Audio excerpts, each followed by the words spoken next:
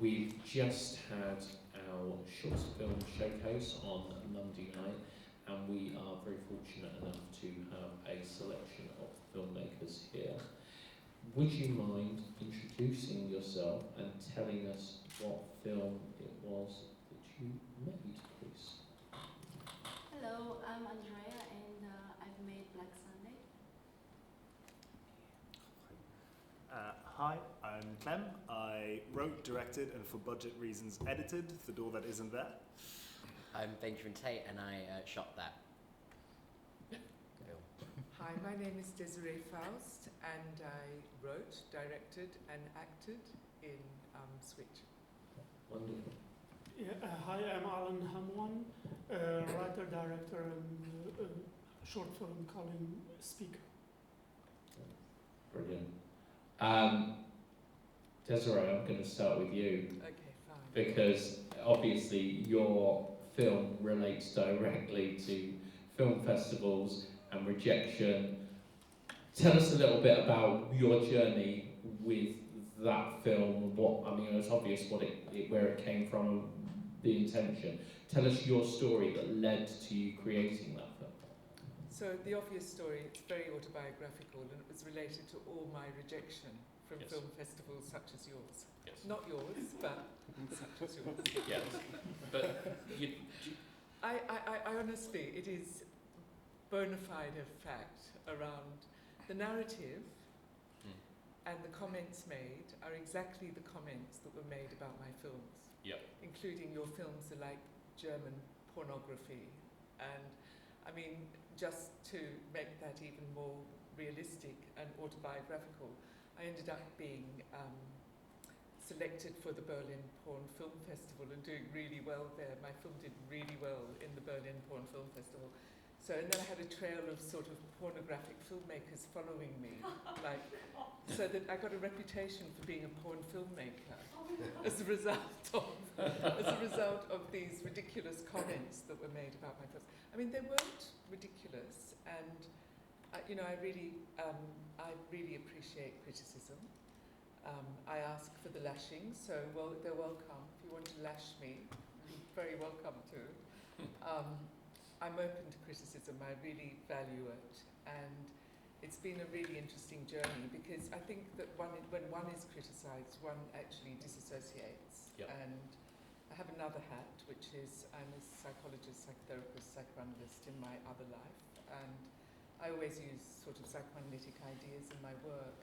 But the whole thing about what you do with criticism, how you reflect on criticism, and how you transform it and where it leads you into the abyss, I think is a really important journey, particularly for independent filmmakers, and I think we can all relate, because I think, it is about a slap in the face a lot of the time, and it is about, like, finding money, not climbing the mountain.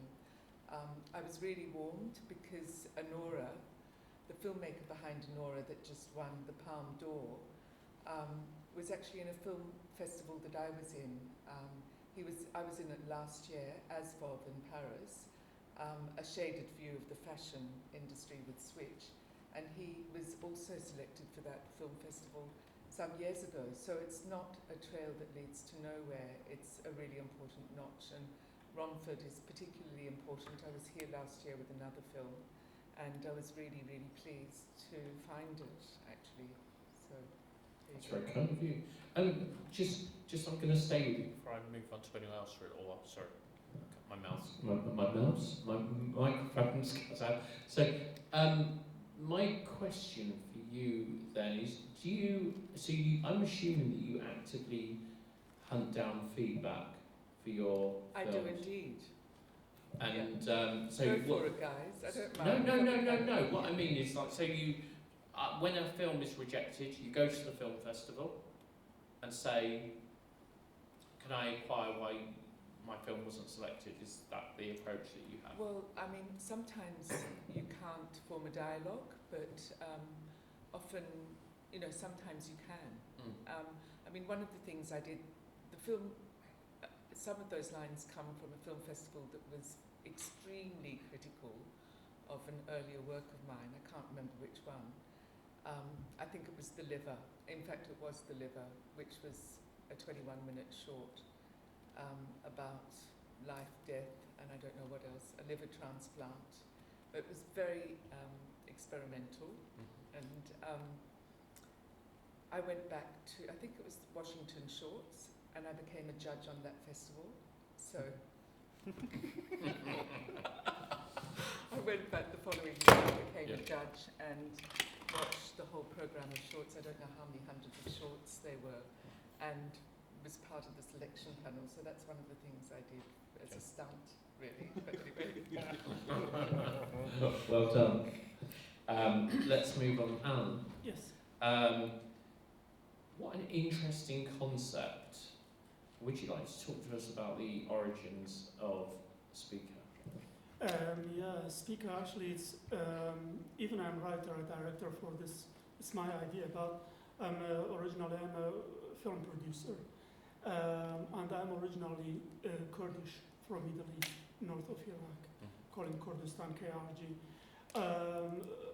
I believe if anyone is making a film, let's say, must make something, a special idea. In the Middle East, usually every day, roughly between 10 to 70 women killed every day, just because of society, culture, and religion. So this 7-minute short film called Speaker, it's even a genre is a black comedy. But for example, in all Arabic country, there are no selected, no accepted. Even my short film already, when it's about 22 times award winner, it's best director, including 2 BAFTA nominated film festival. I mean, because the idea is no somewhere is accepted. Anyway, about the equality and the freedom everywhere in the world, I don't mind. This is critical about the Muslim or Jewish or any political. So the important people is, should be fighting for freedom and equality, especially somewhere like Africa and Asia. Where exactly did you shoot the film, and did you have any obstacles in the shoot? Again, because even I'm growing up here a long time ago, but because I speak in 4 languages, and I'm a Kurdish, and even the Arabics like related with the Arabic culture, no Kurdish, but I shoot it in Iraq. I went with the crew in here. All crew is there. Just the main character, he's my son. Yeah, he's a graduated MA acting in Liverpool. I'm coming from Liverpool, by the way. So we went to there and the shooting in Iraq. Even in this location exactly, it's a little danger because still have ISIS in Iraq, and we are shooting in there. I couldn't tell them the full idea, because the full idea in Muslim country not allowed, because motorcycle finally is coming. This is like a Quran, let's say, and woman is killed. Usually, I don't know anyone have information or no. In a Muslim, there is, if the woman or a girl have a sex before marriage, should take him, and the old man is killing until by stone until she die. So finally, this is like a black comedian is coming to make this idea. It's a very thoughtful piece, and I appreciate you say it's a black comedy, but it's one of the films that I saw that really stuck with me, because I don't know, it was so different and unusual, and it told the story in a really interesting way. So, well done on a great achievement there, because as I said, there was a big story in a short time, and I think that's And no marvelous. dialogue. I think, I have four short films, no dialogue, because I believe short films don't need that. Yeah. And there should be camera speaking, camera listening, camera viewing anyway. Yeah. Thank you. Thank you. We will come back to you in a bit. So, the door that isn't there, because you're a duo, talk to us about your door. origins. Talk to us about your door, or lack of door. Well, so in spite of this short being maybe a little bit weirder and slightly experimental, that's not usually what I do. What I do is usually quite literal. It's quite straightforward story. So I'm very jealous of people like, well, both of you who can actually think like that. We're jealous With- of you. Well, all right. Well, we can exchange that later. But yeah, I wanted to mess around a bit and push the sort of visual side of what I do and the sound design side of what I do a bit more, because I don't, in my more traditional narrative stuff, I don't really get that chance. And so I wanted to just kind of mess around. And I had enough in my savings at the time for a small short film. So I did that, grabbed my usual team. The script is nothing necessarily particularly original. It's a slight riff on The Matrix. It's a slight riff on some of the other stuff that I like. But it was enough to mess around with a big visual, like a big door, because why not? Bright colors, fun aspect ratio changes, which didn't come through on the DCP, which is a shame. And yeah, just really simple stuff. And got to push the tech level a bit more, etc. So yeah, it was kind of an experiment, really. And I'm glad I did it. Yeah. It was fun. What was the most difficult aspect of your shoot? Surprisingly, it's not finding a door. Finding doors is really easy. Everyone seems to have one going. Yeah. I think that one we just grabbed for like £15 off of someone on Marketplace, and then Jess, our production designer, painted it black, built a little frame around it to hold it up, and that was done. No, the hardest thing I think was the what? As someone who drove the door around in a van, probably driving the door around. That's fair enough. And getting to Airbnb locations. Uh-huh. But I think, talking about budgets, short films, you're really trying to condense stuff. So I always think that we write 2 locations, light it around, make it work, and I think it was a challenge to kind of make that location work at times, but be creative. And, the flat was hard because it was way too small. It's always too small. But for a big door and like a crew of about 12, 15 people, it was a bit much. But we made it work. And I think the trickiest part, there we go, found it. It's making the door actually feel alive, or at least a little bit. It's a door. So it was all about trying to find ways of getting the light to shine through around between the frame and the door, getting, movements that worked. In the sound design, we found this kind of fun creaking wood effect that I kind of, when my sound designer suggested it, I suggested this would be the language of the door. So whenever the door would do anything as an entity, let's say, this would come in as like, a sign of its presence. And after a while in the film, because the door's in like a handful of shots, there's quite a few signs of its influence, and so that kind of took over. Bringing this completely inanimate object to life and making it slightly threatening, slightly interesting was tricky. I think that was the trickiest bit, But it worked. Thank you so much. And of course, let's come to yourself, because this is, I haven't seen a major amount of your films, but this felt like a real departure and felt like something really different to what you showed us the last time you were here. Do you want to talk to us a little bit about the decision that you made and why to make an experimental film like this? I appreciate you may have done it before, but obviously we at Romford haven't seen that sort of film. Talk to us a bit through about your process on working Okay. Well, first on of Black all, Sunday. thank you for being here Monday evening, and thank you, Romford. With Black Sunday, at the time I felt this, I was craving a connection with nature and with the universe. I was going through some dark times, let's just say, and my way of looking for answers at the time, I just went to listen to tarot readings on YouTube. So they were general readings, but people talking about tarot made me created this obsession for tarot cards, and the characters, I was so fascinated, like the meanings of them, and for me to end this circle, I thought to bring a couple of cards to life. So that's how kind of milestone they meant to me to end this chapter. And it was a much bigger concept, but obviously independent filmmakers, you guys know how it is. So we had to shoot it in one day. One day? Yes. I Wow. had in mind for each card to be in separate locations, but I couldn't afford that, so I had to rethink it to shoot it everything in one location, so that moving the unit around will take. We have 10 hours to do it, so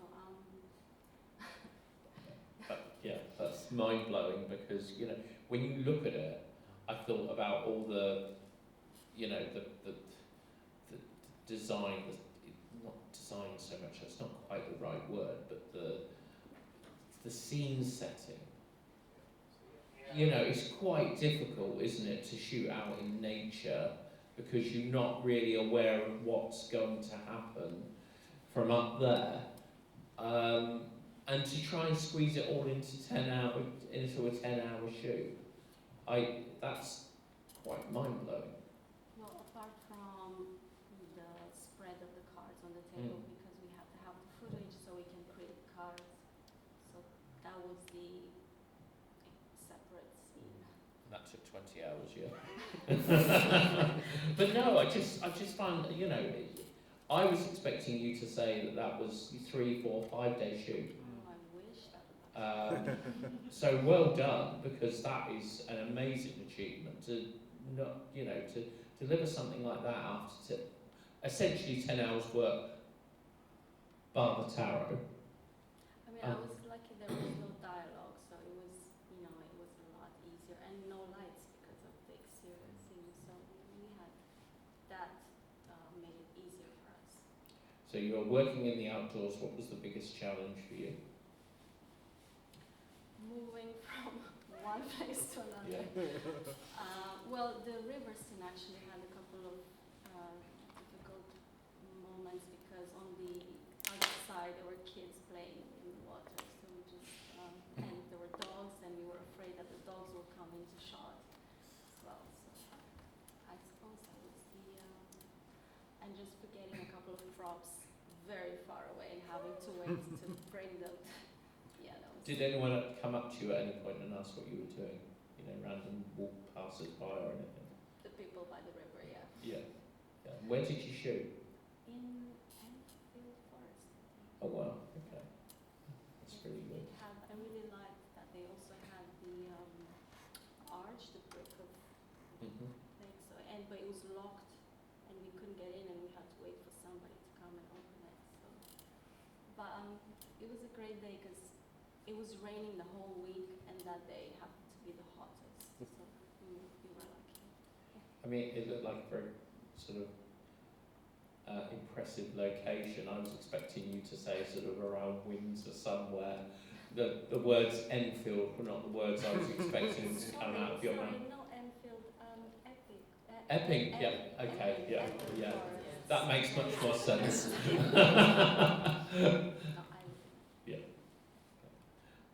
Desiree, coming back to you, and it's interesting because when you said earlier on about your porn following, for want of a better term, when I watched your show, I was reminded of, and I don't know if you're familiar with this director, Zalman King. No. And so he made a series called The Red Shoe Diaries. He had a hand in films like 9.5 Weeks, Wild Orchid, and all these sort of films. And I really felt like, especially the narration, it felt like something out of the mind of Zalman King. So now you're going to have to go off and research that. So then I'll research it. Someone in the audience is writing down Zalman King. Actually, the words were from a love letter that Freud wrote his fiancée the year before they got married, and it's everything happened. And what I loved about those words is it sounded like a woman's voice and not a man's voice, and certainly not Freud, Yes. Sigmund Freud, but that it reminded me of a talk a talkback show I'd heard on the radio about the suffragettes and how by Sarah Walker on BBC Three, and how the suffragettes used their body to express their feelings and their stance as well. And and in a way, the suffragettes were the first performance artists. Yes. And that, I think that really fed my love of that letter and why I used that as a sort of basis for the film. Yeah, but really interesting. And as I said, the narration was just really, gorgeous. it Like, really I have kind to of say, gets under your skin. This film was made by a quaternity, it wasn't just me. So there was Lawrence Blythe was the cinematographer, and he passed away sadly about a couple of years ago. Yeah. But he was an amazing cinematographer. He did the last film on Harold Pinter, for instance, and he was a die-hard. And Stefano Brancassel and Simon Daniels, otherwise known as the Frenchman. And Stefano is an actress and also a director, and they already had a huge body of work. And they worked as a trio, and we worked together as a quaternity, and we worked very hard. The shoot went for 4 days and 4 nights. They did not sleep. I think I got 3 hours sleep a night.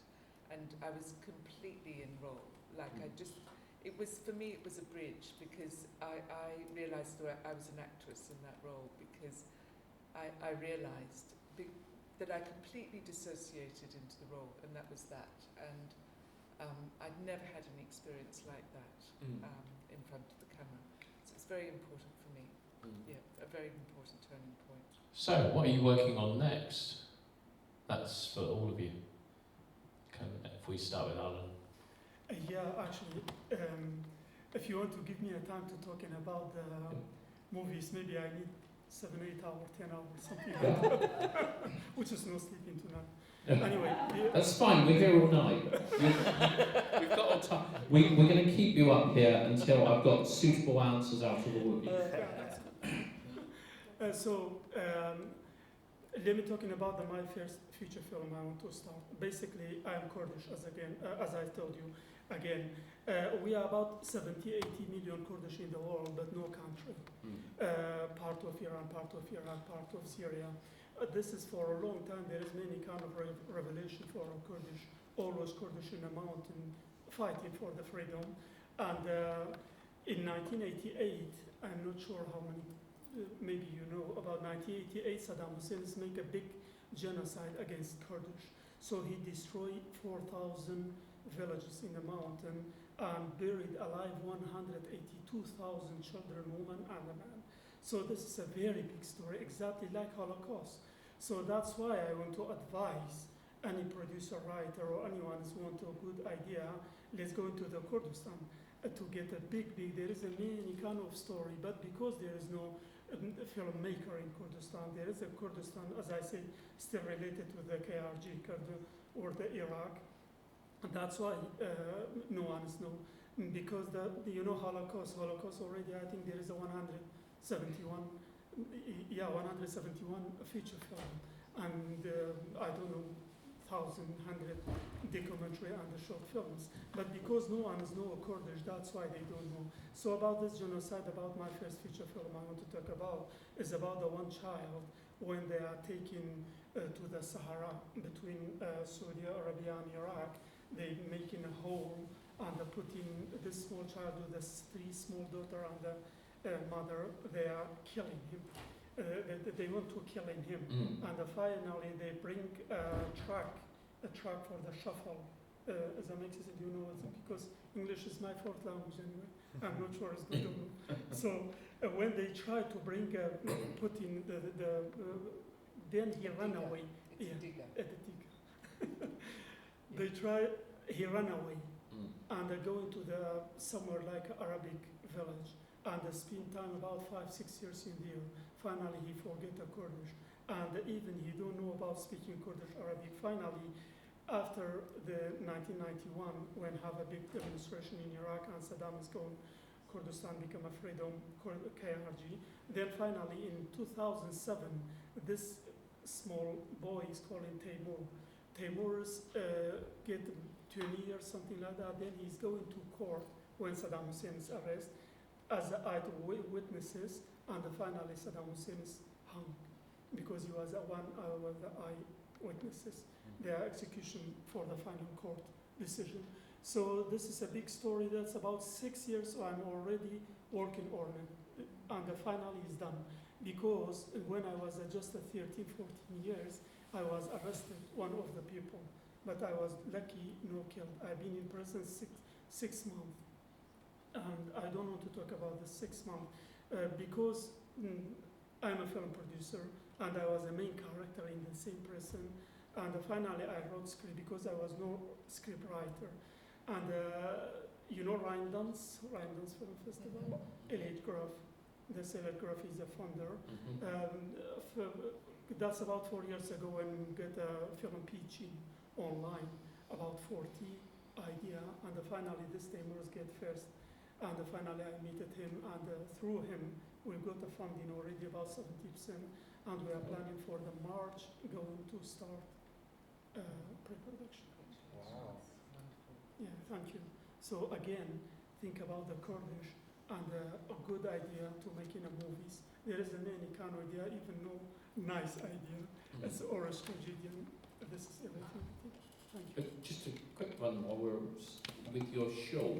What sort of budget did you have to work with? I know it's changing the subject slightly, but it's of interest to me. What sort of budget you had for the speaker? Are you able to tell me? Say again exactly. How much did the speaker cost? Yeah, actually speaker cost about 3,500 and 3,500 American dollar. It's cost or movie because in Iraqi currency it's down, it's good. But finally when I came to here, as I said, because I sent it first time to the some festivals already, I get a funding about 7,500 from my same feature because I sent it to one of the film festival, London Rolling Film Festival in London. And finally for the audience, because each festivals they have a different style, they make in a box, and finally everybody put in to the all short films, and finally the speaker is get the audience, and we get all money. It's about £6,000 a year. Oh wow, Yeah. that's amazing. Yeah. Well done. Producer always talking about money. Yeah. Everyone else on the panel is getting their submissions ready. Desiree, same question for you, budget-wise. So I'm in the middle of 2 films. In fact, I was editing The Dead Mother this afternoon. So The Dead Mother is a short. It's probably going to be about 15 minutes long. It's taken me about 7 years to get to this. I've made 2 different versions of it. This is the 3rd version of it. It's based on a psychoanalytic article by Andrea, who's a Parisian, who talks about what we project on others and what the relationship between a mother and a baby. I specialised in mothers and babies. So it's about, but basically it's about in real time, it's about a serial killer that makes his dates into dolls. And the subtext is when we project on another, we murder them, basically. So we're all serial killers. And it's got a sort of rear window, dark Hitchcockian entry into a dark claustrum in a world of the serial killer. And it's really beautifully shot, I have to say. I mean, I went through a lot of trouble to get my favourite cinematographer to shoot it. So that's one thing. And then I actually work with asylum seekers, and I was just telling Alan that I've done quite a lot of work with Kurdish asylum seekers recently, and obviously no one sits easy with the matters going on in the Middle East. So I tend to not allow my work into, my actual clinical work into my filmmaking, but sometimes it penetrates. So I have made a statement piece which will remain anonymous when I finally release it, because of, and I was going to ask you whether you're at risk of your life, whether your life is at risk as a result of your filmmaking. So, Because I knew Theo van Gogh and his film Submission. So I don't know whether other people know about Submission, but it was a film that he made with I. Hershey McGann around her experience of her community and the abuse that went on behind veils and closed doors. And this film, which is stunning, you can find it on YouTube. it's a feature film. No, it's not. It's a short. It's a short called Submission, and it actually led to his death. So the minute he made that film and released that film, there was a fatwa against him, and he ended up with a sign and a knife in his chest. And the Dutch people felt it was the end of free speech in Holland, and they built a monument for him, which was a screen, basically just a mouth, a screen. So I'm making a film that follows the trajectory of that film, but as a result of the filmmakers, I'm collaborating actually with an amazing Russian Moldovan performance artist who I've used in 2 films now. And she's not actually an actress, she's a performance artist, so she's got her own body of work. So I brought her over to do it, and a Dutch cinematographer, and so that will be released secretly. And we won't put our name on it, just to protect the people who are doing the film. So that's my lot. Interesting. Yeah. Very deep films. This end. Let's go to the door duo, because I'm expecting something a little bit whack out of you guys for what's next. Well, I'm very sorry to disappoint. Okay. So I started off having only one feature idea, and now I'm currently writing 3 different ones. Okay. One is a feature version of the short that I screened here last year. It's Not About Fear. Yes. It did quite well on YouTube, and as a result, I've started thinking about what it would be like as a feature, and it's sort of centered around, it's a horror film centered around recovery from sexual assault, with a male protagonist, which is rare really in these kinds of depictions, and the assault is represented by a monster that kind of haunts him and appears whenever he gets physically or emotionally close to someone. So writing that, then I'm writing a similar tone thing about generational trauma, kind of inspired by my family. Yay. Centered around sort of, a monster that haunts the old family home, and that the grandparents kind of know about but don't try to get rid of, because they feel kind of comforted by its presence, in spite of the fact that it kind of ruins their family. And the third one, which is cheerier, is a romance drama that takes place and is very much about Bristol, because that's the city, my adoptive home, let's say, and I've really fallen in love with it. Met this guy there. About 2 characters kind of taking a road trip approach to discovering Bristol and what it's like and how it's changed, etc. So yeah, kind of working on these 3. Bit of a tangent through that, I suppose. Yeah. As a direct photography, it's a little bit different. Yes. You're Yeah. kind of moving around a lot more. But I'm very lucky in Bristol. We've got such a close, kind of exciting film community. It's not massive, but everyone knows each other in great ways. And got a few projects, in the works and development with some great people. Pending on funding, a lot of things, but we'll make do. We'll make it happen. Fortunately we've collaborated on the stuff for ages, and hopefully that continues. So far, you're the only guy who's agreeing to shoot monsters with me, so I kind of have to keep you around. Yeah. Truly terrible. Andrea, what's next? So I'm working on an anthology. So Enchanted is the first chapter, Okay. and Black Sunday is second, and now I'm in post-production with called Sid, and it talks about fear of death, so it's a bit dark as well. Yeah. And I've also wrote the next one, but for now I'm just focusing on post-production for this one, and I'm sure you'll see it. Cool. I appreciate we don't have a very big audience here at the moment, but do we have any questions for Fabienne? Chris at the front. I'm coming. What was the best favour someone did for you during any of your filmmaking? The best favour? Yeah. That's a good question. I can answer a very quick one. When we were making Door, Someone gave you a job? well, no, well, again, you work with We paid budgets. for that. Budgets are limited, and Tam was like, "How, can we get this camera, this light?" I was like, "Yeah." So we actually worked with another filmmaker Oh yeah. and kind of pulled our budgets together, Yes. and we kind of used the same kit on 2 separate films that I was shooting. So we kind of, had Yeah. some good friends and pulled some favours in, and made 2 films for a lot cheaper because of that. And it's community. It's an ecosystem with this. Door was 2 days, the other film was also 2 days, and we shot them one day me, one day him, one day me, one day him, which was the worst idea possible. Ben was shooting both, I was on set for both, I think, and it was just, don't do that, that's nuts.